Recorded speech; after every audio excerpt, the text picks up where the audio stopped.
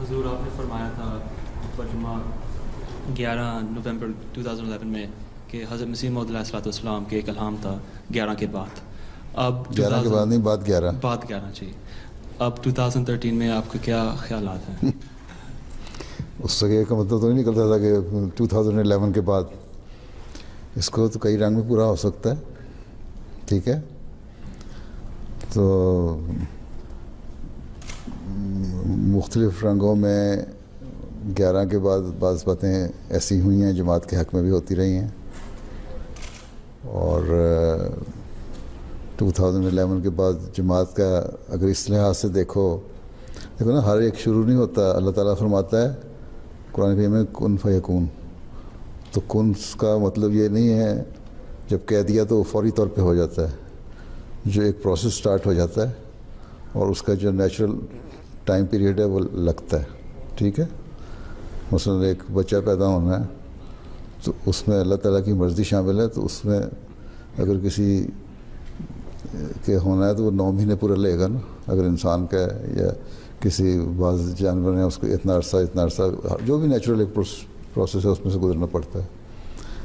تو ہو سکتا ہے کہ اس کے بعد سے ایسے حالات شروع ہو گئے ہیں کہ ایک طرف مخالفت جماعت کی بھی تو جو پہلے تھی اس میں بھی اضافہ ہوا، لیکن ساتھ ہی ساتھ اس مخالفت کو دنیا میں اس کی وجہ سے جماعت کا ایکسپوجر زیادہ ہوا اور 11 کے بعد بہت زیادہ بڑھ گیا.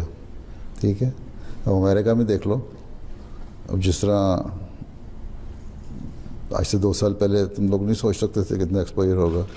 اب ہر ایک تمہیں پوچھتا ہے کہاں ہے لاس اینجلس ٹائم یا وال اسٹریٹ جرنل کے تمہارے سے انٹرویو لینے آتے ہیں. نہیں آئیں گے کوئی، لیکن اب آتے ہیں، خود پوچھتے ہیں کیا جماعت احمدیہ کیا ہے کیا نہیں ہے. اسی طرح پچھلے سال میں آیا ہوں تو کیپٹل ہل میں جو ایک موقع ملا کہنے کا، وہ پہلے نہیں تھا، کبھی اتنا سوچ بھی نہیں سکتے تھے. یورپین پارلیمنٹ میں مجھے موقع ملا، دنیا میں مختلف جگہوں پہ ملتا رہا. جماعت احمدیہ کا تعارف وسیع تر ہوتا چلا جا رہا ہے. تو ایک یہ بھی چیز لی جا سکتی ہے اور اس سے مختلف پہلو ہیں. بس احمدی زیادہ کیونکہ خوش فہم ہو جاتے ہیں ایک دم، وہ سمجھتے ہیں ایک دم میں کچھ ہو جائے گا. اور اگر ایک دم میں کچھ ہونا ہوگا نا، وہ ایک دم کا مقتضاً کا اگر مطلب کوئی لیتے ہیں تو اس کا مطلب ہوگا کہ تم لوگوں کو پتہ نہیں ہوگا، ایک اچانک ہوگا. اگر تم لوگوں کی سوچوں کے مطابق ایک دم ہو جائے وہ ایک دم نہیں کہلائے گا. ٹھیک.